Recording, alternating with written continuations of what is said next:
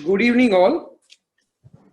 On behalf of the Gem and Jewelry Export Promotion Council, it's my privilege to welcome you all for today's webinar session titled Expert Talk on Banking. World has become a different place after COVID-19 impact. Economies worldwide are going through unprecedented challenges. India, being a developing economy, experiencing relatively more difficulties. The impact on lives and livelihood has become enormous since March 20. Being responsive and proactive government, many relief measures have been announced to contain financial stress at the instance of Ministry of Commerce and Industry, Finance Ministry. Reserve Bank has issued notification on COVID-19 financial package. The package is intended to protect economy, business, and above all, life and livelihood of all. Gem and jewelry sector, being high value export business, credit needs are relatively more. Requirements have increased due to COVID impact and consequent built up in inventory levels, elongation of receivables, and mounting cost of business as revenues have almost dried up. While extending sincere thanks on behalf of Gem and Jewelry Export Promotion Council to bankers, especially private sector, public sector banks like State Bank of India, Bank of Baroda, Union Bank, etc., for their proactive support in responding to business needs, we request Shri P.N. Prasad, Deputy Managing Director, State Bank of India, and Shri Gopal Singh Gusain, Executive Director, Union Bank of India, to share their knowledge through this webinar for the benefit of Gem and Jewelry members. Madam Rupa Datta has been a great support to our sector. Our views on finance and commerce related issues have been great help for the stability and growth of our sector. Now I would be sharing a brief introduction of the eminent panelists. Mrs. Rupa Datta joined the IES in 1986 and has served with a number of ministries, including Ministry of Commerce and Industry, Ministry of Women and Child Development, Planning Commission, etc. She is presently working as Economic Advisor in Department of Commerce from April 12. She has extensive knowledge on trade policies, WTO issues. She has also worked on vision document of DOC, in formation of action plan, studies of trade specific commodities, strategy, paper, etc. She P.N. Prasad ji, Deputy Managing Director, State Bank of India, joined as probationary officer in SBI in the year 83 and rose up to the position of Deputy Managing Director in the bank. He has been operation level banker. On his promotion to top executive grade, he held an assignment of DGM and branch head with our Diamond branch at Mumbai. He was the Chief Executive Officer in Antwerp branch in Belgium as well. He has rich experience in corporate and international banking. Presently as Deputy Managing Director, he heads the Commercial Clients Group 1 and 2. He is also the current Chairperson of Coordination Committee constituted by Ministry of Commerce and Industry for Gem and Jewelry sector from May 2018. He has been great support in addressing many challenges on credit, insurance, etc., and every need that has been put up to him through COC in all the meetings that have been held. Shri Gopal Singh Gusain ji, he is the Executive Director, Union Bank of India from 2018, September 2018. Shri Gusain is an associate member of Institute of Cost and Management Accounts of India and Indian Institute of Bankers. He also holds diploma in Treasury, Investment and Risk Management. As a career banker with the Punjab National Bank, Shri Gusain has exposure of 24 years of working in credit and risk management function extensively. He has held various key positions. Now I would request Rupa Datta ji to start and give us some few comments regarding the position where we are today and what is the way forward and what are her views on the same. Rupadita ji, if you could please brief us on the same, please. Thank you, Sanju bhai. Good evening to all participants and panelists. I hope I'm audible. Yes, yes. Yes, ma'am. Okay, thanks. I would like to start by saying that so far as the Department of Commerce is concerned, gem and jewelry sector is a very critical sector in playing an important role in our export portfolio. And as we all know that the sector contributes about 7% of GDP and about 12% of exports.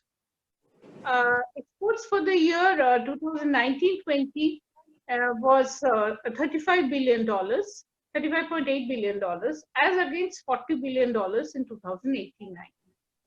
And we obviously know that amongst other factors, one of the major factors is, of course, the impact of COVID-19, which has impacted exports all over. But what I would like to, when we come to conclusion, I would like to say that we always believe that there is a way forward and there are different ways of moving ahead. And somewhere we will be able to, while this is a problem and there are issues to be sorted out, but we can definitely look forward to a better tomorrow for this sector. So far as today's topic is concerned, I would like to mention that finance has always been a vital component for the growth of any business, more particularly for a labor and a skill-intensive sector like the gem and jewelry industry, where the cost of raw material like gold, silver, diamond, colored gemstones, etc., is significantly higher compared to other industries, and the value-add component is not very high.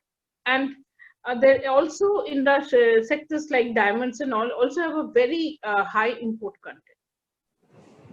Now, for any business to run, obviously, and especially an industry like gem and jewelry, the need for working capital is paramount. In this regard, Indian banks have played a very stellar role in the growth of this gem and jewelry industry in the last 4 to 5 decades for this industry to become a world leader. However, in today's times, as we all know, this industry is facing, this and all industries, and also especially this industry, is facing problems of widely fluctuating rupee, low margins, demand slowdown, and drying up of liquidity. Non-availability of cheaper finance at competitive interest rates and additional collateral demanded by banks has made the situation more difficult, and maybe sometimes the sector has become has lost its competitiveness as compared to its global peers across the world. So while this industry enjoys less than 1% of the total advances provided by the banks and was once known for its low defaults, but because of defaults, some major defaults happening in recent times, this industry is not enjoying a very good reputation right now. We know that banks are reluctant to provide loans to gem and jewelry sector, and they're asking for more collateral. And along with increased paperwork, and this is also impacting the MSME sector, especially the MSME units, which form about 75 to 80% of this industry. So working capital requirement has become a major issue. In this regard, I would definitely like to thank both the Prasad ji and Hussain ji for both the panelists, because there is a committee has been formed in order to address the issue of regular and continuous availability of bank finance. A banking summit had been organized in 2018 and in 19, and one of the outcome decisions was that there should be a coordination committee formed between all the stakeholders, government,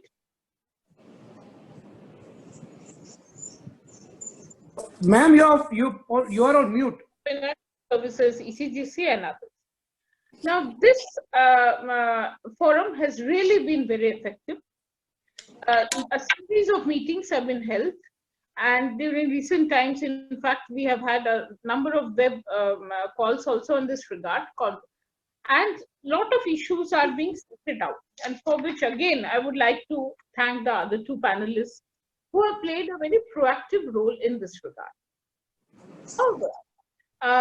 And some of these, however, I would like to reiterate that this industry has some specific issues which need a different kind of consideration. Some of it had been raised even in the earlier meeting also, and Prasadji, if you remember. Yeah. One of this was that while RBI has issued guidelines for easing of the compliance regulations, extending the deadlines and all, but private banks still need to be brought on board. There are a number, what we understand, there are a number of private banks which are still need to be, which are not being very cooperative, let's put it this way. And they have to be brought on board because these are unusual times, especially this COVID-19 period. And everybody, all stakeholders have to work together to move ahead. There have been several issues which have been pointed out to us in Department of Commerce, and which we have been taking at various official levels with RBI, Department of Economic Affairs, and Department of Financial Services. And we are doing a regular follow-up in this regard at this very senior level. Some of the issues which we have taken up with GEA have been, proposed by the German jewelry industry include RBI issuing a clarification regarding the relief measures taken regarding working capital extension and deferment under COVID-19. Ma'am, could you speak little nearer? Members are not able to hear you clearly. Is this better? Yeah. Yeah, some of the issues which have been taken up with RBI, DA, and Department of Financial Services also include RBI seeking clarification from RBI regarding the relief measures taken regarding working capital extension and deferment under COVID-19. This includes issues of packing credit and post-shipment credit. Private banks need to be brought on board. This is a point which I have already mentioned, and was also mentioned in the previous meeting also.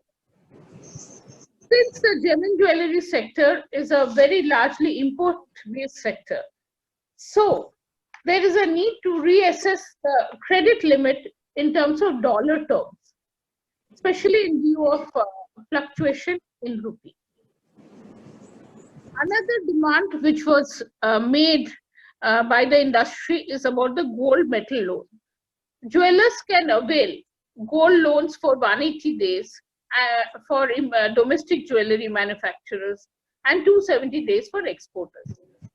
Due to slowdown and shutdown, the jewelers may not be able to comply with these requirements during the present period. So there's a need for flexibility in extending the term and revolving the gold loan. The usance period of letters of credit open for import of gold in any form may also be extended from the present 90 days to 180 days by the LC opening bank. These are some of the issues.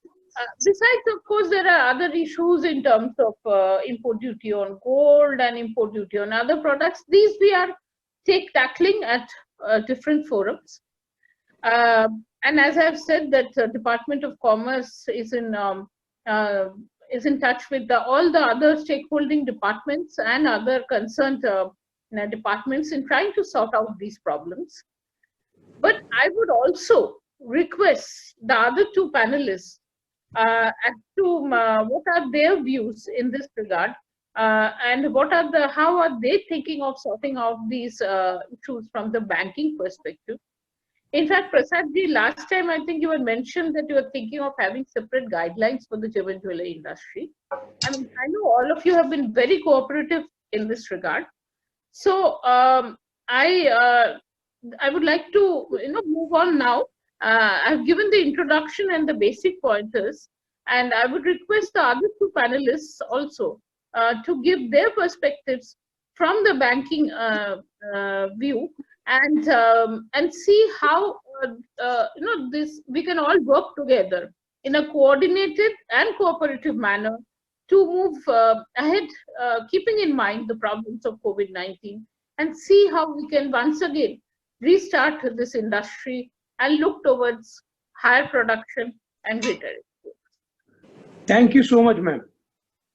So now I would like to give to you the moment which we all are waiting for, to request Mr. Prasad and give his views on the, basically the government has been working tirelessly to manage the health crisis over the last 2 months. The lockdown has helped to contain the spread of coronavirus, but at the same time, it has impacted the economy and the business activity. To address these, various measures have been taken by the government and RBI to reduce the burden of liquidity of starved individuals, MSMEs, and corporate. RBI on 27th March, sir, has announced the regulatory package to meet with the challenges on COVID-19. What measures have been taken by SBI post RBI announcement, and your views on the same? If you could please give us some of your views on the same, sir. Thank you, Sanjay Bhai, and thanks for organizing for this webinar. I think it's very timely and also very important to get connected with the people. I also welcome the other panelists as well as the participants. Before I answer your question, let me put the things in a right perspective. Of course, the COVID problem which we are seeing has some origins almost 5 months back in China, and we have been in lockdown for the last 7 weeks or so. So, though it was initially started as a health problem, this issue has now spread beyond health issues. Of course, the government of India has acted very proactively, and timely lockdown has been able to help in containing the infection so far, unlike what we have seen in some of the Western countries. But we have reached a stage where we now realize that the virus infections are not likely to be subsiding or not likely to be away for a longer time, and we have to live with it. At the same time, we also need to see that the livelihood of the people of this country and those who are associated with the various activities, economic activities, are also not impacted. So all of us need to understand that we need to have a calibrated approach in opening up the economy and maintaining the health issues of the people of this country. That is the most important thing. In this regard, of course, we all know that bankers have been also in the forefront in fighting both the issues. In fact, along with the medical staff and also along with the other police and other members of the administration, most of the banks have been working. In fact, in State Bank of India, we have a 250,000 employees working across our 23,000 branches.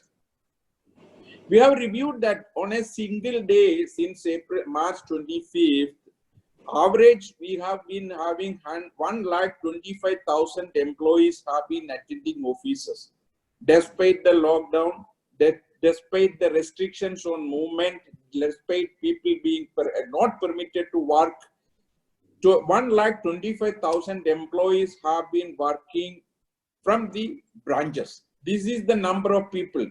Very unfortunately, 50 of our staff members have been tested positive, and very sadly, one of our employees had already passed away in this COVID also. So what I wanted to emphasize is to give in the perspective that it is also the banks are also taken up this challenge and have been cooperating. In fact, in our corporate center, where I see it, we have an infection of 2 or 3 people. The office was closed down for a day, but all of us have been working from this office every day from 25th March. So this is the perspective I wanted to put in place, the importance we are given and how we have been cooperating with the government and the administration to ensure that the economic activity in the country, the banking activity in the country is not stopped for a moment. I don't think people had faced difficulties in getting the cash. Of course, the transactions must have come down. Even from working home, we have been sanctioning loans, we have been executing documents, we have been meeting the requirements of the industry, not only to the gem and jewelry industry, which I'll come little later. So when the COVID lockdown started, or when the things that started heating up itself, State Bank of India was the first bank in the country to come out with a COVID emergency line. This was the first economic sanction given by any bank in the country. What we had done at the time was that we permitted all the units, sector agnostic, whoever is enjoying a fund-based working capital, they can avail 10% of the working capital limit by way of an emergency loan at a very fine rate equivalent to our MCLR. And the terms have been subsequently revised. It can be for 24 months. The loan is repayable in 24 months with a moratorium of 6 months. In fact, we have clarified and we have told all our officers that since there is a lockdown, people may not be able to visit the branches, they may not be able to execute the document. Very simple, draw a DP note delivery letter and a security creation undertaking, which can even mail through email, is enough to release this money. This has been extended across the branches. We have sanctioned. But our experience, we have also been reviewing the amount which has been disbursed. But we understand that a lot of sanction has happened, but many of the entrepreneurs are not fully utilized the limit. Maybe they are also not in a position, or they are not required to spend this immediately.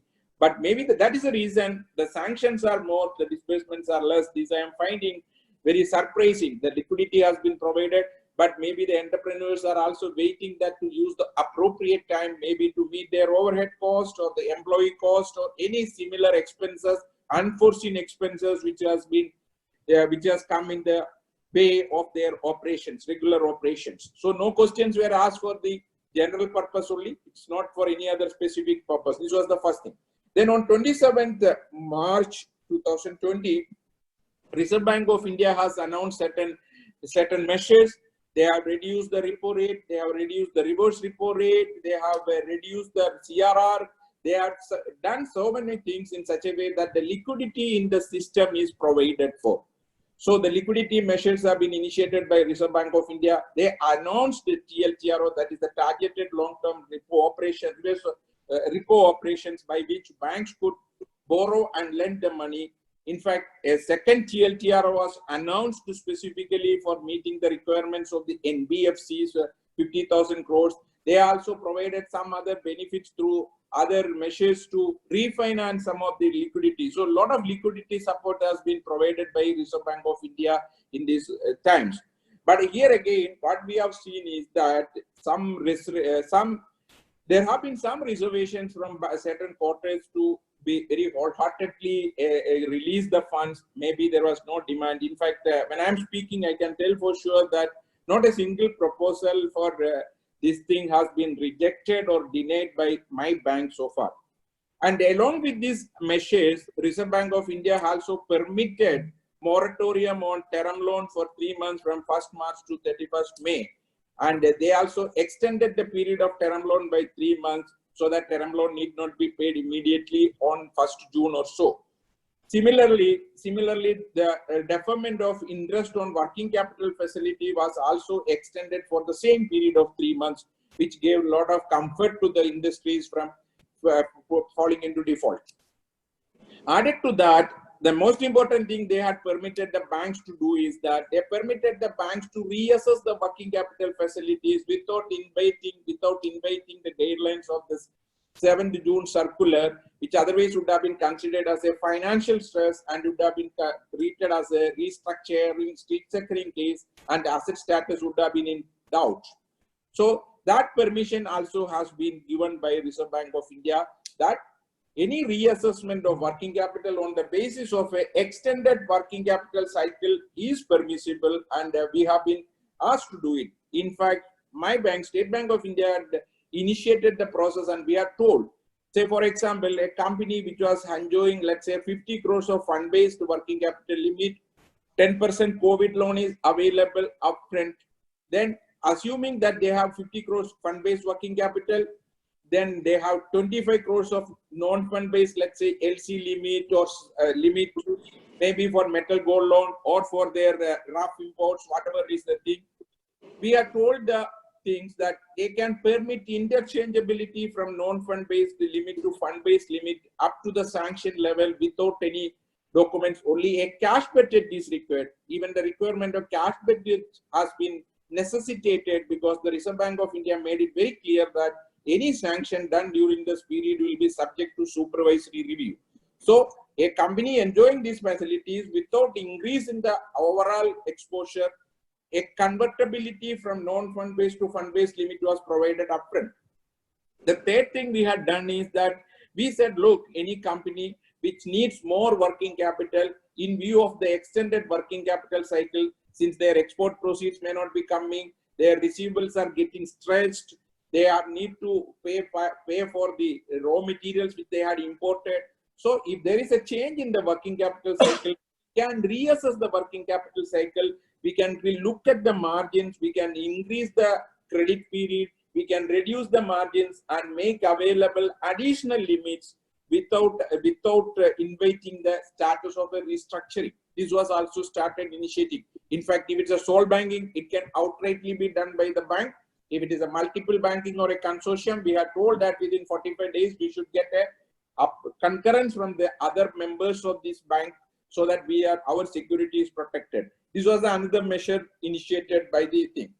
Here again, what we have seen is there are a lot of companies that opted for moratorium. A lot of companies had opted for the deferment of working capital. Very few companies had asked for extension of enhanced or a reassessment of working capital. Maybe they are also waiting to assess the situation when the operation starts. Coming particularly to the gem and jewelry sector and the export sector, as Madam Ruba Dutta has mentioned, gem and jewelry plays a very important role in the economy of the country. It contributes substantially 7% of the GDP, and also 12% of the exports in the country is by this sector, and it's a very important sector. My personal association with this sector is almost 15 years, and by virtue of being the chairman of the coordination committee, I've been interacting very closely with the various stakeholders of the DJPC as well as the diamond trade, where DBS, Alrosa, or for that matter, most of the people I've been interacting regularly. And what we have been able to do is that to bring a uniform practice among all the participating banks in the industry, we have been trying to bring a uniform gem and jewelry policy and also a diamond policy. So this was SBI, State Bank of India was already having this policy. We made this as a uniform policy and circulated to other banks. Most of the banks had assessed, most of the banks had approved it. We had done it through the Indian Banks Association. We have been regularly meeting and trying to iron out the difficulties and bring uniformity in approach. In fact, we have been liberalized. In fact, we have liberalized the terms of collateral security, margin requirements, direct bill exports, and other things so that to make it easily available and the credit is easily available. But unfortunately, what was happening is that, as Madam has mentioned, there has been a distrust formed in the past because of certain instances which has happened and which has put a question mark on the credibility of the things. But we have made it very clear that for a diligent and a very integrity of the customer is proven, there is no dearth of credit for credit. We will continue to extend the support to the sector. So additionally, of course, the Honorable Prime Minister of the country has announced a certain stimulus package. The Finance Minister is on a day-based day. She is also extending various measures and reliefs. Last 2 days, we have seen she has extended certain facilities to the NBFC sector, MSMEs, and DISCOMs, distribution companies. Yesterday, it was mainly for the migrant laborers and all. Today, I couldn't see. I am also waiting for the day to come when there will be some measures which will be announced particularly for the export sector and for the gem and jewelry. then only we will be able to take a full stock of what is the stimulus or what is the support which is going to be available to the sector.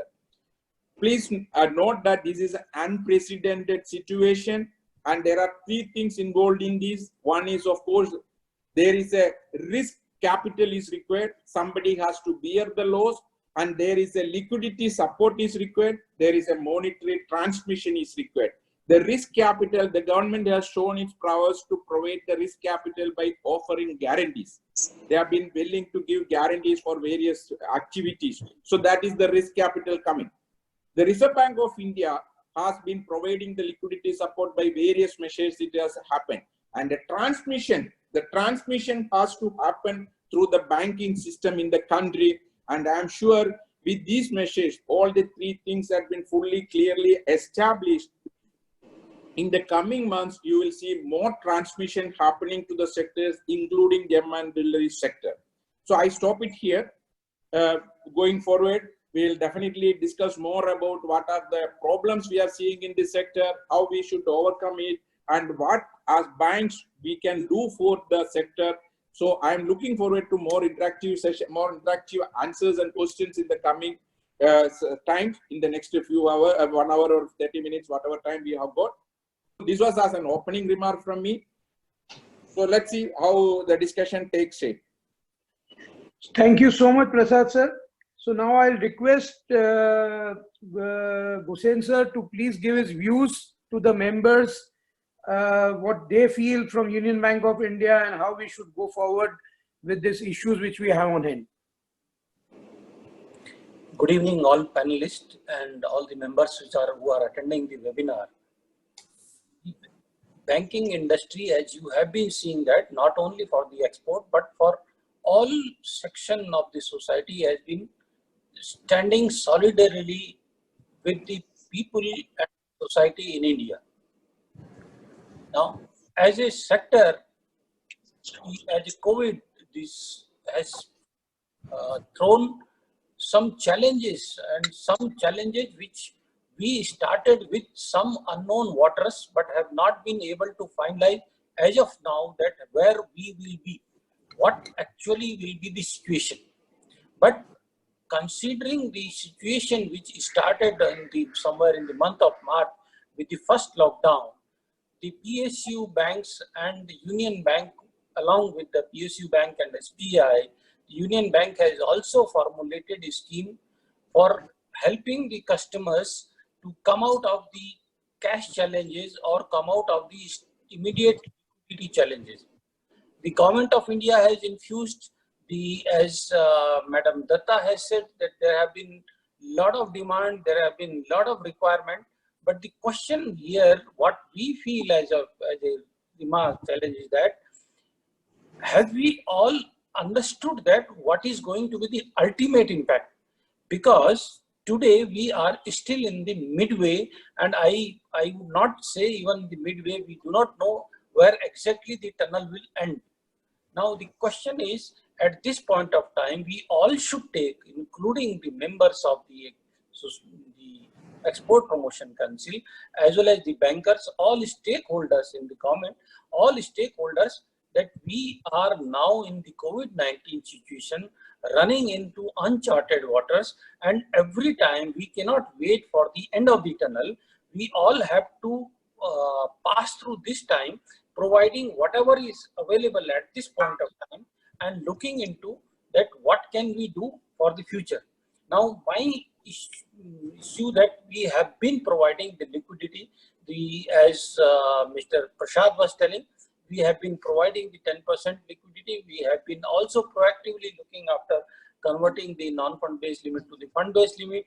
We have been also looking to the every request, but we know that this amount which we have been providing so far may not be the amount will sustain through the entire period of the COVID-19.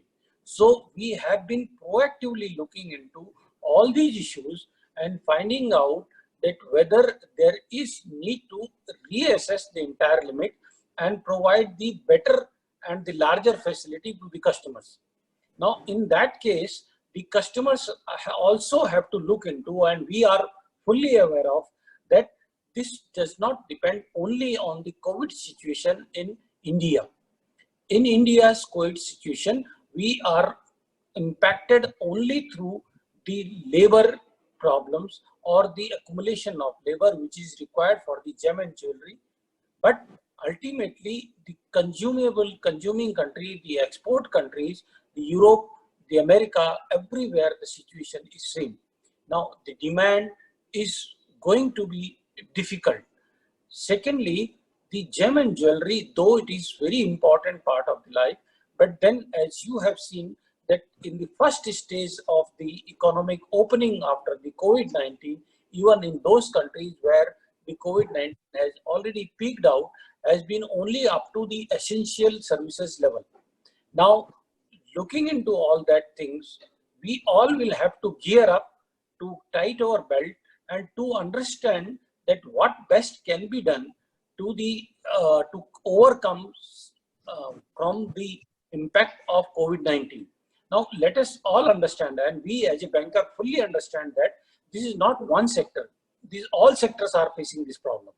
And at this point of time, if we do not support each other, we will all sail together or we will all sink together.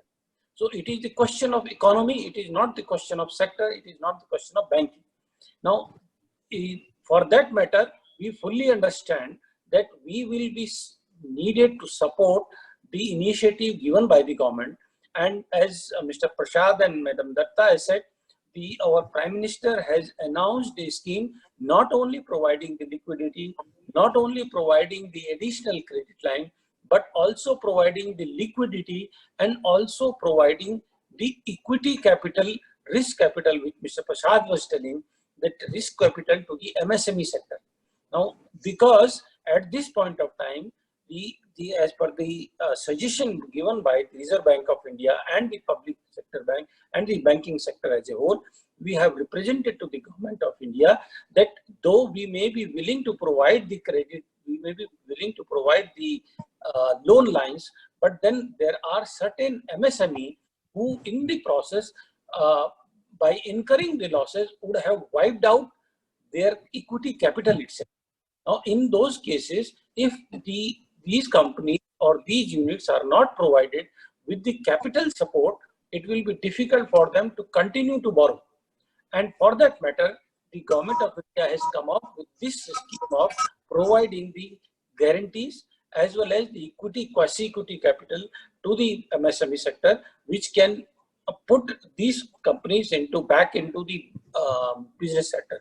Now, as a Union Bank of India, as Mr. Prasad was telling, we have been continuously working on these lines, and since March 27 till today, I, as a member of the board, I have not taken even a day's leave during this period, and it's not that we have not attended office on any day.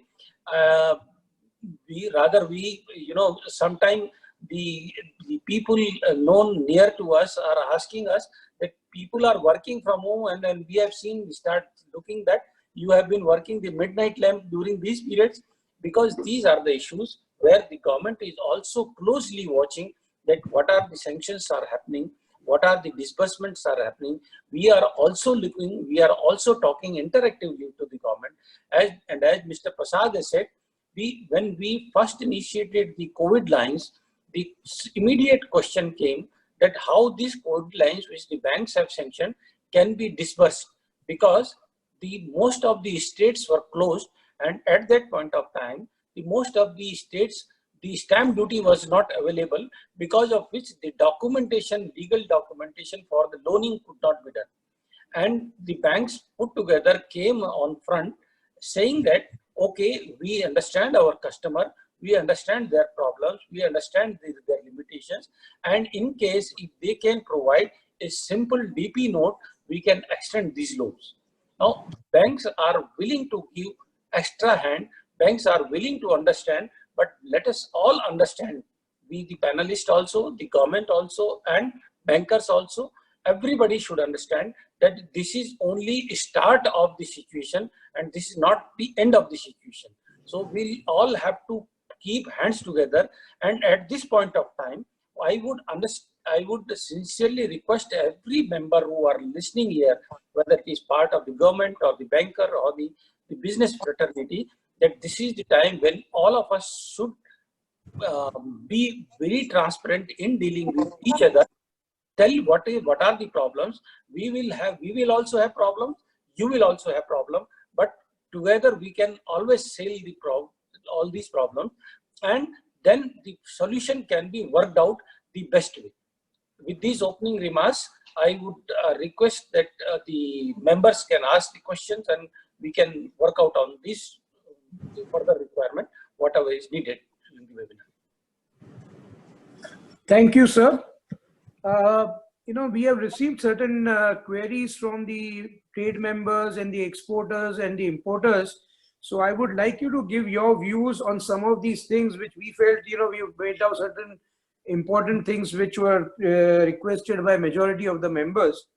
So one thing is, sir, that what measures have been taken by SBI post the pandemic and in line with the RBI announcements. So, sir, if both of you could take that question, please. See, regarding the measures what SBI has initiated, I have already told about the COVID line, 10% of the working capital which we are given. It is extended to all the sectors. It is also available to the gem and jewelry sector. And I haven't come across any sector where we have denied anybody this facility. And I also said that we have simplified the documents. There is no need to get the stamping and other things done. Simple DP note, delivery letter, and a letter to create security in due course. That was one thing immediately done. Then in the announcement made by Reserve Bank of India, we have permitted very liberalized working capital limit assessments. We are told the customers to submit a cash flow statement based on which their extended or additional working capital can be reassessed. If it is a sole banking, it can be immediately given. If it is a multiple or a consortium banking, we will give our facility, but within 45 days, it needs to be ratified. That is the thing. Coming back to the exports and import sector, of course, Reserve Bank of India also has permitted a realization of export, time period for realization of exports from 9 to 15 months. This has been extensively given and is being extensively given. So in fact, Madam Rupa Dutta was mentioning about this metal gold loan. And as Sanju Bhai, you will remember in the last coordination committee, this issue was raised. In fact, I have also invited the colleague who is handling this particular department. We also brought him to that panel discussion, not the discussion, in the COC meeting. And subsequent to that, we have written to Reserve Bank of India to extend the period for the metal gold loan, because as we know that people who have availed a metal gold loan, they are not in a position to convert it into the things liquidated, extension of period. And let me tell you that because of this initiative, we have been extending this metal gold loan working period wherever we are given for 90 days to 180 or 180 to 270 days. This has been given. We have instances, but if they, because we have not given a generalized instruction, because there are only very few branches who is extending this metal gold loan. So we have told the branches which are extending the metal gold loan or which are extended the metal gold loan to liberally extend it. Additionally, so this can also be factored in the reassessment of working capital, which I have mentioned initially. So reassessment of working capital means whether we can reduce the margin. Maybe if we are having a 25% margin, we can reduce it to maybe 20 or 15%. If your earlier working capital cycle was 180 days, we can look whether because of the extension of receivable period and other reasons, the credit period goes and the working capital cycle increases and the working capital requirement goes up. That also we can do it without inviting these things. These are some of the measures initiated and this thing. So if there are any other challenges, there are challenges because we know that the industry is facing challenges because the exports are not happening, because the bourses are closed till few days back, the customs and commission excise departments are closed, the factories are closed, the laborers are leaving. So we know that there is a challenge from that side in terms of production. And I also personally understand, because I had a meeting with the Alrosa and the DBS the other day, And they have also told me that they are willing to support and they are not pressing their site holders not to lift the stocks. So, and I also understand that Indian industry has done a self-discipline by announcing that they will not buy more stocks, so that the consumption can be and the demand can be preserved. And as and when the markets open globally, the existing stock can be lifted and used. So a collective effort, not only from the banks or the government, but from the industry and various stakeholders is required to turn it around and come back to normal life. And I'm sure with these things, we'll be able to make it more better and fruitful in the coming months. Sir, in line with, thank you for this, basically in line with the DFS guidelines, which actually were taken from the State Bank of India COVID policy. Majority of the banks, I think so, are falling in line with that. And where I think they have basically given a term loan for this COVID loan for 2 years with 6 months time not to pay anything for time being and another 18 installments. I think that is the same thing, if I'm right, sir, is followed by Union Bank as well, right, sir? No, not only Union Bank, all PSU bank, this has been circulated as a model scheme with all the banks, and all PSU banks are extending this facility. But then, Sanju bhai, I would like to emphasize on one more thing, that whatever payments have fallen due in terms of the term loan, that also has been extended as per RBI guidelines, irrespective of the sector, for the 3 months, which are starting from the 1st of March. And if the COVID conditions continues in this way and the lockdown continues, there will not be any surprise that if the RBI extend this period also. I'm just telling, it may the term is ending on May 31st. But we will not be surprised, because initially when this came, the lockdown was initially for 14 days, but now it has extended to a level which I will not be surprised. One, even in the working capital also, the interest to be charged in the account has extended for more than 3 months. And we fully understand that in a gem jewelry sector, this 10% will not be, and even converting the LC non-fund based to fund based will also not be sufficient. So, as Mr. Prasad has said, that we have given clear-cut guideline. My board has approved a policy that in case of a gem and jewelry sector, we will allow a relaxed assessment, and so that they can avail a higher finance. But simultaneously, we should also understand, as Madam Datta was telling, that gem and jewelry sector is one sector wherein the value of the goods are very high, but the net added values are not that high. And technically, if the working capital cycle get elongated, then the probability value addition or the profit margin get consumed by the interest charge on the working capital itself. So for that matter, there has to be some working out in terms of the government subsidy, in terms of this interest subvention or something like that, because unless that happens, when we increase the working capital cycle, ultimately the interest burden falls on the exporter. And if the interest burden is more than the amount of value addition which you have made through the export, or amount of the profit which you have made out of that export, then again it becomes the zero-sum game. So we will all have to look onto all these areas. And when we talk in terms of extending the working capital, now today we have extended the working capital by 90 days. But are we sure that within 90 days the cash flows will start happening? Now what will happen after that? So all these questions we will today, as I said, this is a condition where we are all working on a uncharted territories, and we will always have to plan for next 60 days or 90 days. Now, what will happen after 90 days, that will be decided there, reaching there. But every day we will have to decide on that. Sir, just for the members' knowledge. Sanju bhai, can I come in for a minute? Yes, please. Yes, please. Firstly, I would like to really thank and compliment the work done by all the banks being part of the essential services.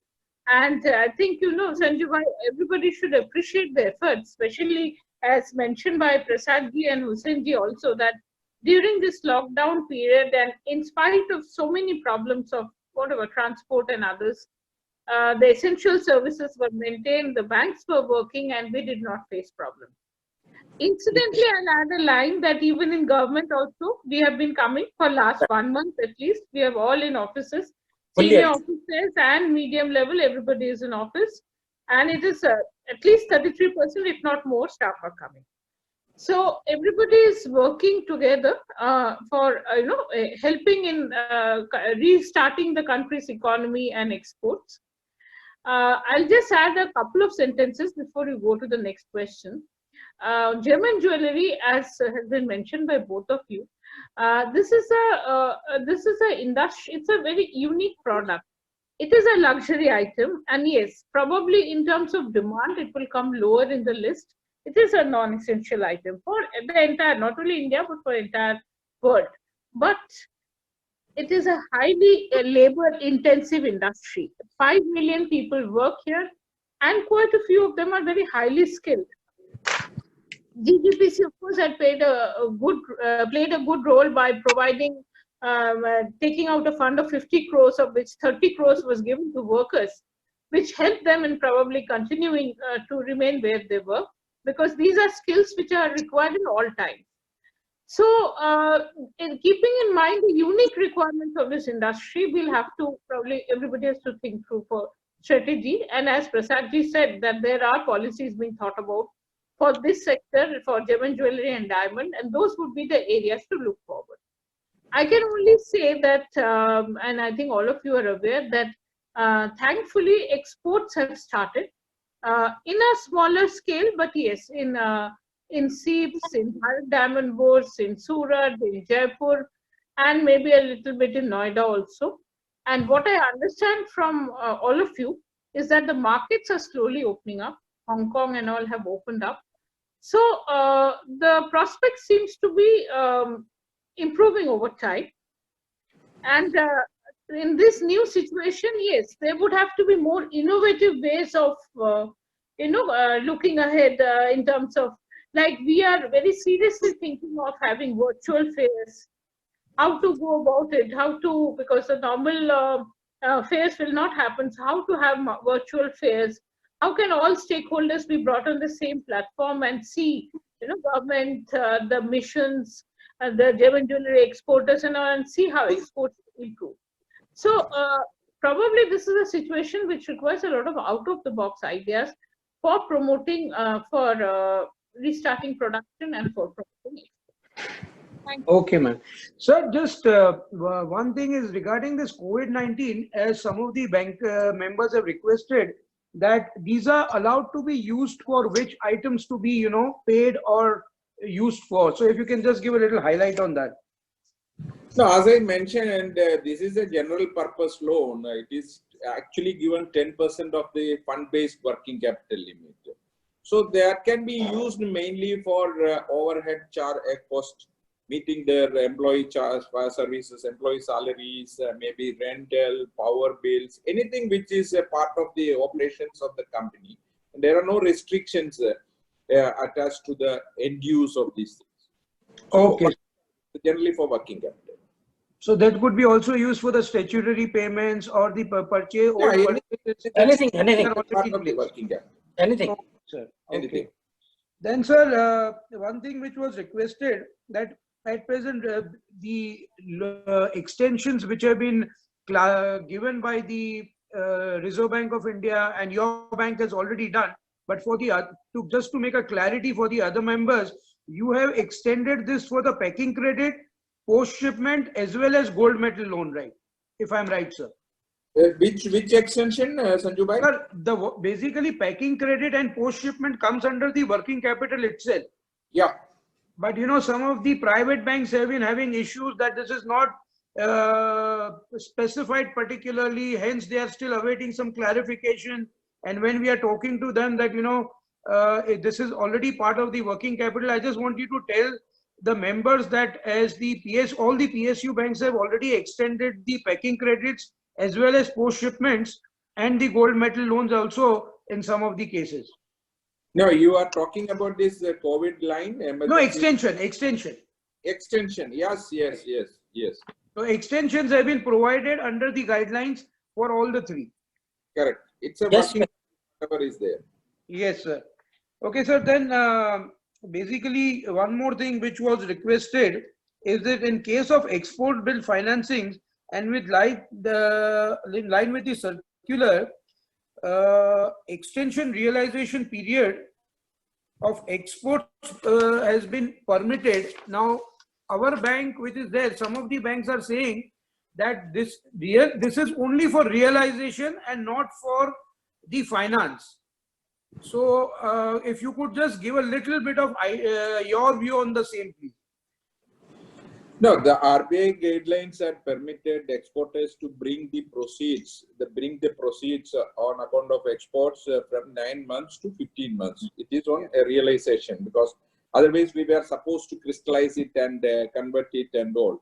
So that automatically, when the export realization period has extended, it automatically gets passed on to the packing credit guarantee also given. I don't think that there is any separate guidelines covering this. I don't know where maybe some private banks are interpreting it. If there is any further clarification required, we can definitely take up through the forum of IBA and get this rectified. Okay, sir. Thank you so much on that. Then, sir, one thing which is there, that RBI has reduced the repo rates and the banks has basically, your bank has already passed down the benefits of the reduction of rates to interest to borrowers. Now, just wanted to check that when you bring down the MCLR, automatically the cost should go down, right? Yeah, monetary transmission happens. The RBI, when they reverse, then they change the repo or the reverse repo rates. Monetary transmission, the banks also, who are benchmarking their rate of interest on the various things, also announce their marginal cost of lending rate, that is the MCLR. So in fact, we announce it every month. On 10th of every month, the revised MCLR will get acted, and any facility which is released post that date will attract the new rates. Say for example, if it's a term loan sanctioned last year and if it is linked to a 1-year MCLR, so let's say 1st April 2019 the loan was availed, and that date the rate got frozen. So that rate will continue till 1/4/2020 if it is a term loan. Yeah. If it's a working capital, again it is a 1-year period, unless it is linked to like TPC or something, or a 6-month or a 3-month MCLR. So the reset is linked to the rate, the period of the MCLR. If it's a 1-year MCLR, it is reset at the 1-year period. If it is a 3-month MCLR, it gets reset at the 3-month period. So it automatically doesn't happen. That's what I said. So, sir, just to understand one thing, say for example, as you said, somebody had taken a loan on December 19, and now he has requested for an extension in rupees or dollars. And today the MCLR has come down by say 0.75, for example, and the dollar LIBOR rate has come down from say 1.5% to maybe 0.65 or 0.85. So in this situation, when the extension is requested, what would be the rate of interest that would be charged? No, it will be the rate at which it was contracted. Extension is not a new contract. It will be at the rate which the contract was signed, contract was executed. Let's say on 1st December, the MCLR was X and LIBOR was whatever it is. And if it's extended, it will continue. If it is a fresh new loan is taken, let's say on 1st to May, then it will be at the new LIBOR rate. Okay, so but if the rate had gone up for the LIBOR, then it would have been the same, sir? No, see, that's what I'm telling. If it is an extension of an existing contract, it will be on the same terms of the contract. If it's a new contract or a new disbursement or a new loan, then it will be attracting the new rate, whether LIBOR has gone up or down. Okay, so if it is for the old contract, it would be the other way around, and for the new contract, it will be the fresh rate. Correct. Okay, fine. Sir, one more thing is that as the times are tough, some of the members, they've requested, can the banks consider collection of the interest on the maturity and not at the time of discounting? Is it possible? Sir, Sanjay bhai, I think you are getting into a different territory because they are not, they are two different things. One is the accounting standards and how interest or the discount in respect of bills discounted is accounted for.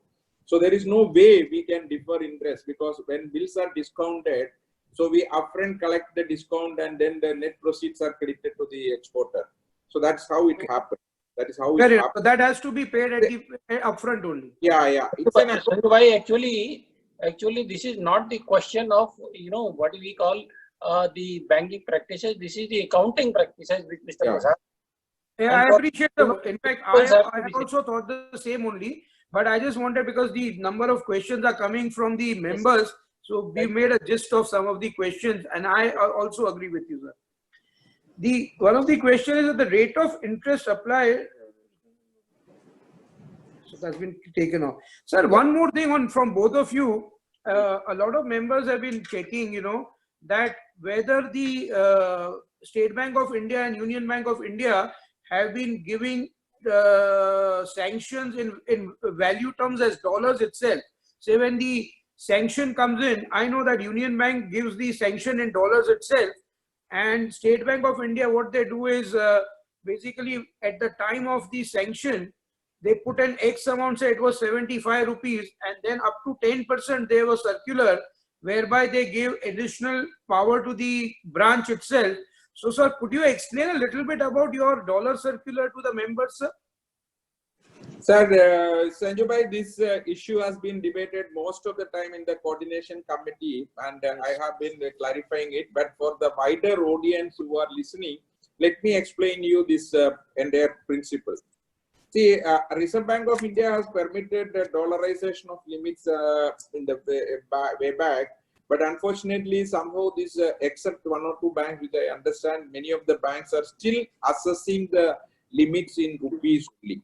Though you are both your legs, both the import and export legs are basically in dollar. So what the reason I have been telling is that your balance sheet is drawn in rupees, and based on the balance sheet, the assessed bank finance is arrived, and that is actually arrived in rupee. That is the reason why this issue or dichotomy arises, though RBI has permitted.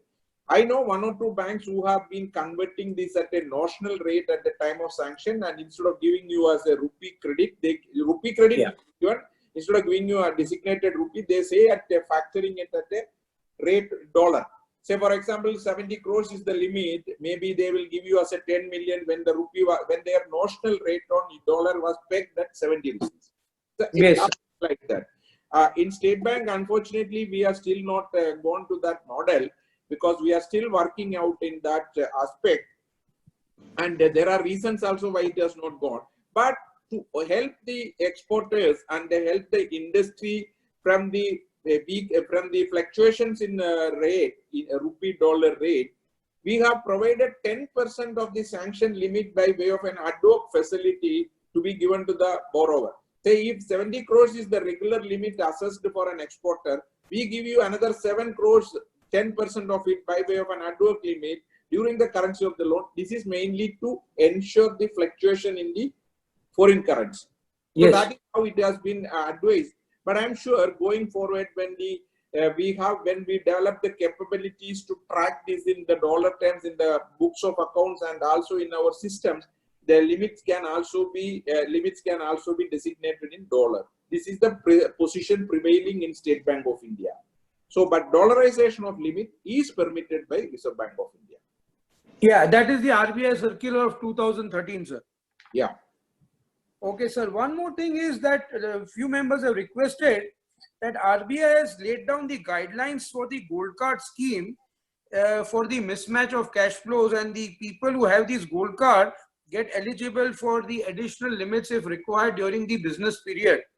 So if you could just say, what Union Bank I know has been doing it. So if you could just give a little bit of guideline on that, sir.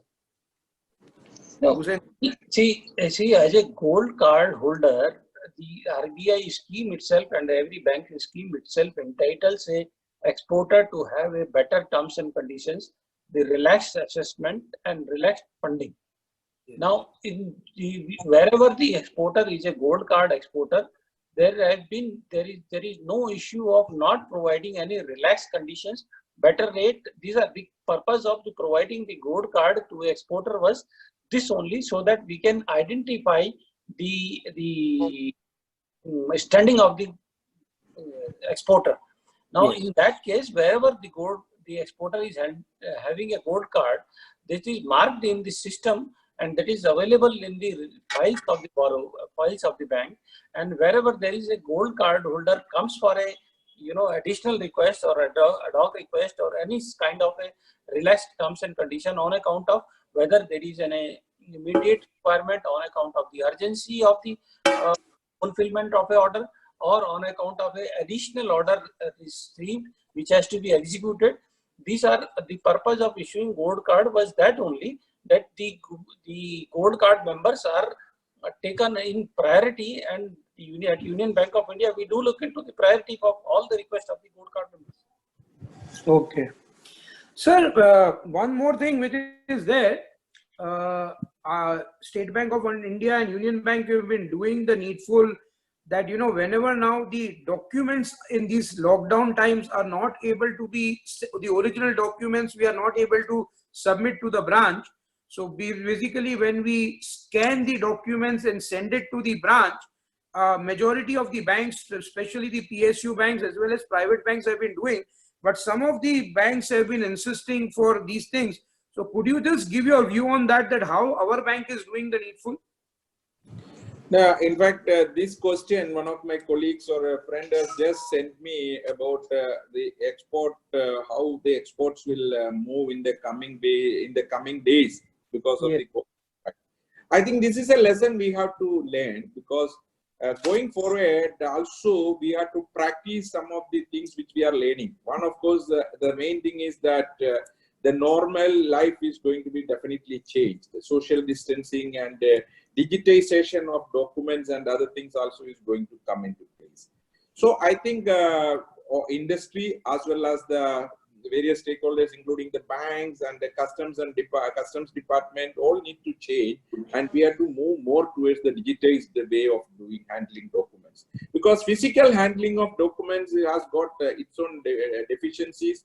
So we may have to see the challenges. You see, today we are sitting in different parts of the world and we are able to exchange views without any difficulty. Otherwise, for a coordination committee, you have to go and book a room, then we have to call and all. But when did we learn this? In the last 40 days, we now learned that this is going to be the thing. Otherwise, somebody will be traveling from Jaipur or Delhi. Rupa Datta ji will be coming from Delhi, or Mr. Pramod Kumar ji will be coming from Jaipur, and somebody else will be coming someplace. If I am going somewhere else. So, going forward, there will be a lot of changes. But digitization of documents and acceptance, the platform need to be developed. I am sure there one or two things which will happen post this thing is that physical movement of documents will come to a very standstill. More of digitized documents will be exchanged, whether it is for export bill negotiation or your this thing. Only thing is, security aspects need to be built in. All the people need to be very much aware about the security aspects to be built in, and that will happen. So we are already started practicing the digitized documents to ensure about release of payments and other things, which are already happening. But going forward, the system will be improving. Sanjay So ji, I think this will be, sir, in line with the IceGate and IDPMS and EDPMS. Yes, We should learn to basically make use of it. Sanjay, I have one more thing to say, that in India the digital laws are there and digital signatures are well accepted as a documentary proof. Unfortunately, as of now, the platform which we use, or all of us use in the export credit guidelines, there are nowhere these digital signature platforms are available. But I am sure that with this, we have already raised up this issue with the RBI, with the DFS, with the government also, that we should provide the all import and export documentation to be authenticated through the digital signatures. Once these platforms are enabled for the digital signatures, and I am sure that as Mr. Prasad has said that we have learned so many lessons during these 40 days, these will be helpful for us in efficient handling of the documents, and there are times which we'll see that all the documentation will be happening only in your room, and there is no need of actual physical movement of the document. Sir, one request to both of you, as you both are the giants of the banks yourself, that, you know, when we export, the customs put these things into the system which is called the ICE gate. Yeah. From the time it transfers from ICE gate to the bank's portal, it takes 4, 5, 6, 7 days sometimes, and if there is a mistake or something, it takes further. So between this time, you know, exporters are not able to either discount or make their import payments till it reaches the bank's portal. Okay. It is available on the ICE gate for the bank to check. So I think instead of the bank waiting to get it in their own portal, if the same is available on the ICE gate, which is a government portal, the bank should allow the discounting as well as making the import payment, because that is already there on the main portal. Okay. Sanjay ji, if you recall that today in the payment terms, making payment from here to anywhere in the world, even the remotest branch, doesn't require 4 or 5 days. So remittances require only fraction of a second, which is happening. Now, I think if the ICE gate has a data and why it is not traveling into the bank's portal, that is a system which probably, again, as Mr. Prasad was telling, that these 40 days we have learned so many lessons. This will be also one of the issues, and probably because I don't know, I'm not aware of that. What are the conditions because of which after coming to the ICE gate, why it is not traveling to the bank portal immediately? We will also look if anything is required to be done at our level. But then I'm sure that traveling from one portal to other portal should not be a question of more than a second.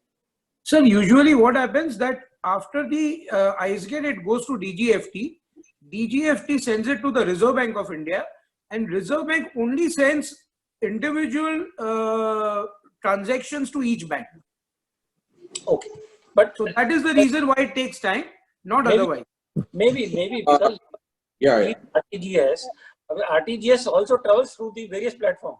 But but sir, RTGS में क्या है, वो Reserve Bank में ही है ना? So this is let me answer this. Basically, there are different agencies involved: the Customs Department, then the DGFT, then the Reserve Bank, and then finally coming to the bank system. So I think the biggest learning which is going to happen is that this integration of these platforms on a real-time basis will happen. The real-time basis, when the integration happens, the document when uploaded in the ICE gate, it automatically should travel unless there is any discrepancy So I'm sure that the switch for integration need to be established. I think there should be some agency which should initiate it. That is the reason why we are even facing these reconciliation issues in IDPMS and DDPMS issues, and sometimes we are unable to issue the bank reconciliation certificate also because of these things. So going forward, I think banks will definitely take up, because we are also looking how to efficiently manage our resources, including human resources. And I think industry also need to do that. And I think we collectively meet the customs as well as the Reserve Bank of India. This can be solved without any intervention. I'm sure IceGate is a very secure platform. I don't know why it should not be real-time basis. It should be available to the banks. Yeah. Sanju bhai, can I comment for a minute? Yes, please. Sanju bhai, because you have mentioned DGFT also, and yes, whatever both the senior bankers are saying, we fully agree that this data should be available on a real-time basis. And I can tell you that, during these last 2 months, there have been, whenever we have had meetings for various reasons, including, electronic rules of origin certificates and so many other initiatives have been discussed in promoting how to promote electronic interface, reduce the human interface to the minimum. And DGFT especially there's a special emphasis and a scheme going on to make it totally end-to-end IT enabled, where everything is digital and there's absolutely no human intervention. Oh, that would be great. We are, there is a scheme going on, and it's being done in phases. So given this background and the point which was mentioned, I would suggest maybe you can also send us a letter, and I can personally talk to DGFT as well as other senior officers, and see how we can reduce this time period and put it on as Prasad ji is saying, on a real-time basis, so that this 5 to 6 days is, I agree, for a business to run, and especially in today's world, is a long time. So if you can bring, give us briefly but succinctly what are the issues. Okay. And sort it So, out with Sanju bhai, I think you should, this is one of the best results of this webinar. So you got a solution for the problem. Yes, sir. So I Okay, think, sir. One thing Madam that she from the ministry, it can be helped faster, and no better occasion than this to get it streamlined. we will put this up immediately, sir. Yes, Sir, let it be an one of the action. question which is one of the question which is coming, that the banks have sanction limits. Now, what is happening, that members are getting payments and they have certain business which is on collection basis, but due to this pandemic, they have had to extend their bills. Now, what is happening if the bill is already there for 90 days, and if somebody comes to the bank for discounting, now he's requesting a banker to extend that bill, say, by another 2 months, and then asking that to be discounted. So can that be looked into is one part. And second is that in these tough times, you have certain amount of limits which are in PC and post shipment. So can that interchangeability be at least given to the branch, so that, in these tough times, if where we have people have extra stock, or they do not have the extra exports which they have done, then at least in these times that could be helped into. Now, let me answer you this straight away. In fact, in certain instances, when customers had approached for increased pre-shipment credit and converting part of it from the post-shipment credit, we had permitted it, because this is both are only a part of the working capital which RBI has already permitted the individual banks to take a view based on the requirements. Maybe Okay. the bank, in our case, we have been asking for some cash flow statement to substantiate it. I mentioned in the beginning that these accounts are subject to RBI supervisory review, and since the banks exercise judicial control on these aspects, that is why a cash budget is required. Shifting from one pre-shipment to post-shipment credit or vice versa is not a problem. It is a part of the assessed limits.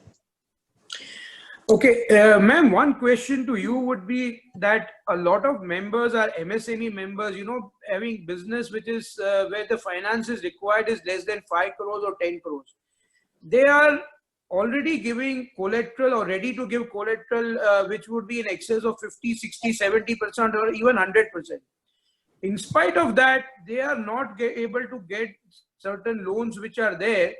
And as you said that there have been issues which were there in last few years where the credibility was taken away. But in all fairness, we all know that those two people who had done the needful or whatever happened was in line with the LOUs and nothing to do with the business. And majority of the people who are in this trade did not even know, I would say up to 95%, that anything like LOU exists in the form of finance for diamonds or jewelry. So can you were talking of something on NIRVIC or something which was to come for the MSME. Is anything coming into process for that, for the ECGC, so that they can get these facilities at the earliest? Since the scheme is under consideration, so I cannot give a lot of details.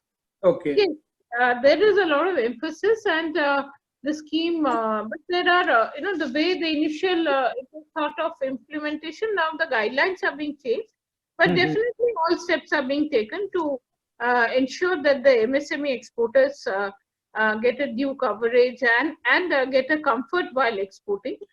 As you know, yesterday only the notification came that the interest subvention scheme has been extended for 1 more year, which primarily focuses on MSME exporters. Yes, the MSME, for the MSME exporters, there have been these new guidelines of turnover as well as investment. So I'm sure it will benefit all the MSME exporters overall, and the interest subvention will definitely play a role in this.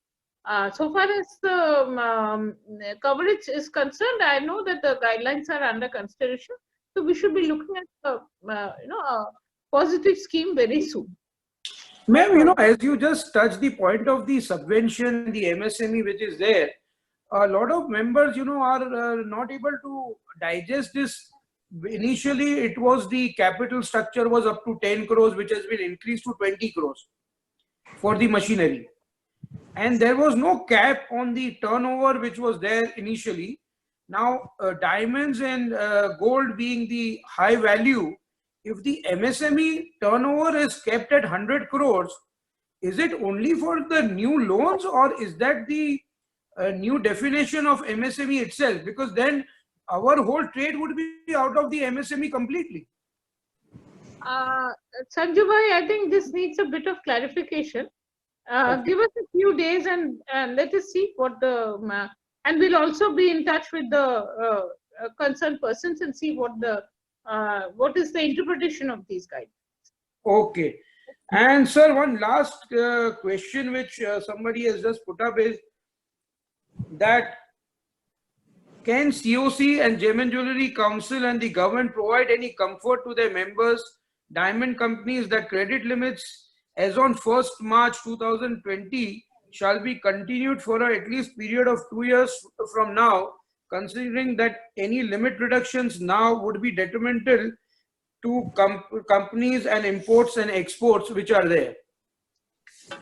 I think this is a question which is difficult to answer, but I should answer this. Okay. See, as I mentioned at the beginning, this coordination committee itself was formed basically to have a uniform practices among the banks. I know that in the last 2 years we have covered a long distance. We have been able to bring common practices and bring common collateral security norms, margin norms, and so many and so much. But unfortunately, the industry, because of various reasons, there has been a question mark on the trustworthiness of the industry, and also there was some distrust. This has been coming in the way of the exposures by various banks. So if you look at the banks which are having exposure to the sector, I'm speaking particularly the diamond sector, basically there are only very few banks, which include some of the private sector banks also. So basically the risk perception on the sector is very high, and that is why the banks, the drop of a hat, try to reduce the limits. See, as far as the State Bank of India is concerned, I'm sure for most of the public sector banks also, see, as long as the things are, as long as the policy instructions are fully complied with, and there are no other reasons to believe there are malified intentions, or there are no reasons to believe there are some transactions which are not in the normal nature, I don't think that we have any problem in continuing the exposure to any sector for that matter, not only to gem and jewelry sector. So generally, if you look at it, we have given very liberalized norms. We have reduced the ratings for a fresh new relationship. We have reduced the internal ratings for new exposures. We have reduced the margin for collateral margin for the fresh exposures. We have liberalized, and we have aligned with the diamond policy with that of the gem and jewelry also. It took long time, I understand, and we also had to do it. So going forward, the aim is also to see that no customer who qualifies for the facility is credit starved in this sector. So we'll continue to support, but it is also for the industry to ensure that the self-discipline is very important. Due diligences are important. Of course, I should also mention about the My KYC effort which the EJPC had initiated, and which I was a votary of it. We have been trying to bring that kind of due diligence norms to the new due diligence norms for the assessment of working capital limits also. Unfortunately, because of this lockdown, I see that it is getting delayed. A lot of work has been done, and the MOU has been more or less finalized on the My KYC Bank to give the inputs about the company or its credentials. So going forward, a lot of things will happen in this way.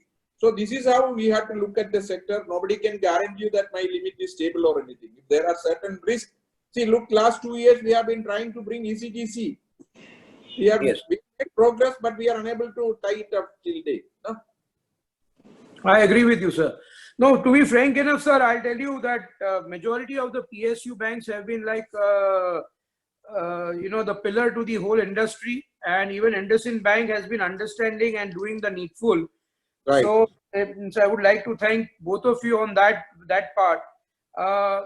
Sir, I'll just start with Gusain Saab. Just if you had to give your last remarks, that what should the government be doing to take care of this pandemic and to help the trade and to make sure that, we go towards better heights, as there is an opportunity to shift the business from China to India, where even our commerce minister has been saying that, how to take the economy to a 5 trillion economy by 25. And he's been having a lot of meetings with us that how can we get this business from the other countries into India.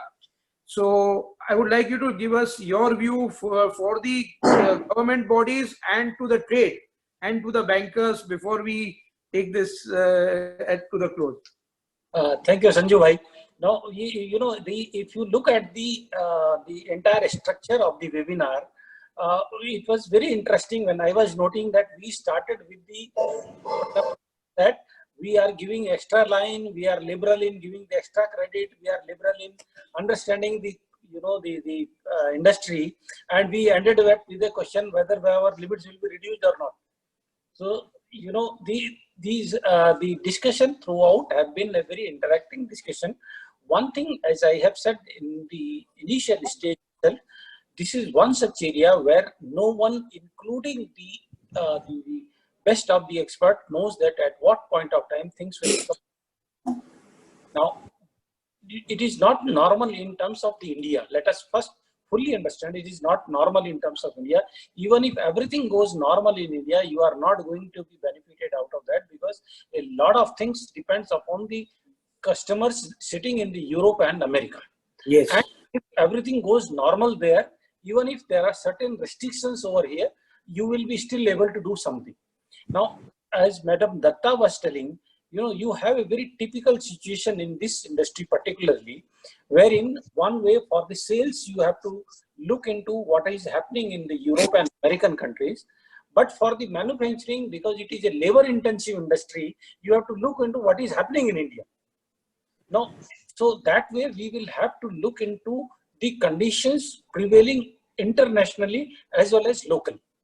Now, one good thing, as you said, that the Prime Minister has announced the doubling of economy, making a 5 trillion economy. The gem and jewelry sector is one sector which is renowned worldwide for Indian exporters also. So this is one sector which can provide, the first start to the economy itself. Yes. And that is why I personally feel that each one of us has a responsibility to ensure that this sector remains in a very vibrant color, because this can provide a first head start. Of course, yes, as all of us have agreed that this is being a non-essential sector is going to get impacted a lot and would require a lot of hand holding, because if we do not do it hand holding, the name which we have earned in the past in the overseas market through the gem and jewelry should not get. There are other countries who are also looking to they replace the position which India has with the lot of efforts of all the members have earned during this year. And we should not allow to go it waste, but just because not doing our action in time. So all of us should work in tandem, and all of us should work with utmost transparency and confidence with each other. I assure that as a banker, we are very well equipped by the government of India. Sanju bhai, I would tell you one thing, despite the fact that during this pandemic, we have acquired 2 banks. Yes. There has been merger of the banking. But have you ever seen any disturbance in the business? No. No. That is the strength of the banking industry. That is the commitment of the banking industry to the nation, to the industry. And I'm sure that we are fully geared up. We have been supporting the industry, and we will always be supporting the industry. There is nothing called a discrimination to any industry, including the gem and jewelry. And the only thing which I would like to conclude at the end is that the COVID is providing the opportunities in all the areas. There are new opportunities in all the areas. As Mr. Prasad has said that 40 days before we have not thought having a meeting on the Zoom, but today we are doing. Now today we have come up with a very good lesson of the webinar, that there is one area which requires urgent fixation, where the movement of the documents from IceGate to the bank portal should happen frequently. And there is also time for us to understand that how to support the industry and where to look on to all those areas where we can support the industry, by which the industry can flourish. And of course, when the industry flourishes, the bank automatically flourishes. I agree completely. So in fact, under the leadership of Raj Kiran ji, Union Bank has always been very supportive. And I think even the merger has been very smooth enough. Now I would request Prasad Saab, if you could just, not only as a banker, but as a COC chairman also, I would request that if you could guide the bankers as well as the traders, that what is the way forward and what are your views to the same. Yeah, Sanjay bhai, one thing, all of us are very senior people. What we have to understand and we know is that there is no shortcut in life, and there is no shortcut in any sphere of business also. So we have to preserve our discipline, and we have to be doing our business more disciplined. That is one thing. The second thing I would tell that liquidity, you have to preserve the liquidity. You need to preserve the liquidity. So you have to be very cautious when you take a decision, because nothing is in your hands. The raw materials are not controlled by you. The supply of raw materials are not controlled by you. The prices are not determined by you. The finished goods, most of the finished goods are sold abroad, where the market is not in your control. It depends on multiple factors. The currency rates, the fluctuations are not in your hands. So nothing is in your hands when you are taking such kind of a business or a risk. Basic thing is that discipline is very, very important. And also you have to preserve the liquidity. This is the basic fundamental principle any businessman should do, and more so in these times. But coming back to the challenges basically what I understand is, and what I had read is that basically the industry employs a lot of laborers, migrant laborers. I was reading an article from the DBS which says that this reverse migration of laborers is a cause of concern. It is threatening our predominant position. I think industry needs to realize this, and I really don't know, because these were reports of people leaving factories in Surat. Maybe right now there is nothing, but then getting back these people and starting operations is a challenge. The second challenge, new norms will come. The way the people had been huddled together and working together, it may not be permissible. Then you may have to have some social distancing, and there are more needs to see that how the industry takes shape. So that will be another challenge. But the positive is that every crisis gives an opportunity. The opportunity may be also coming, that like digitization may happen, physical movement of papers may be stopped. Your need to visit an office will be reduced. You may sit in your house. Your office space requirement may be coming down. You may not need that many number of employees. So there is a way of these things.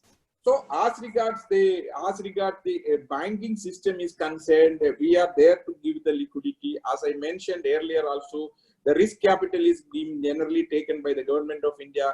The liquidity is provided by the Reserve Bank of India. The transmission happens through the banking channels. This support will continue to be there.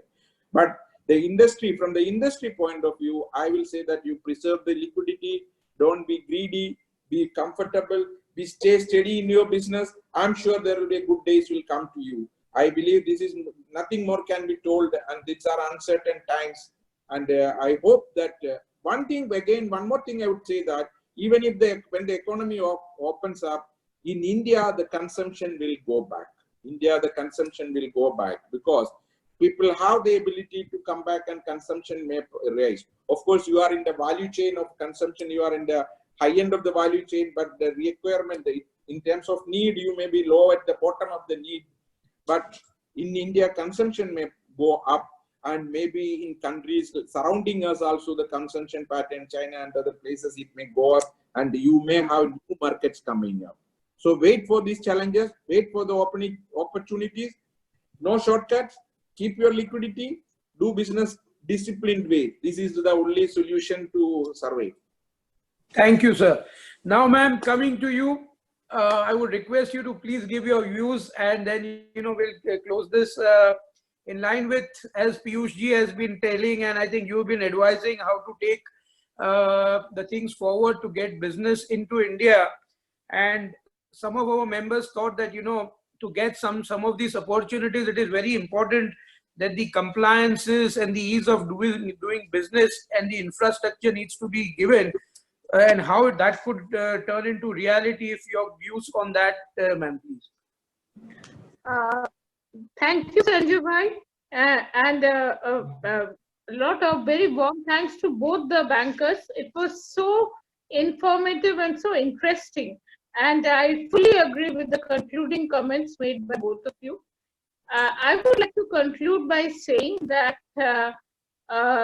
as was mentioned, every crisis throws an opportunity. There are a couple of overall issues, with global issues which are emerging, is that the whole concept of supply chain management is for a change. The way the entire supply chain management was done earlier, I'm not talking about only gem and jewelry, but for the country as a whole, for many industries, it's going for change.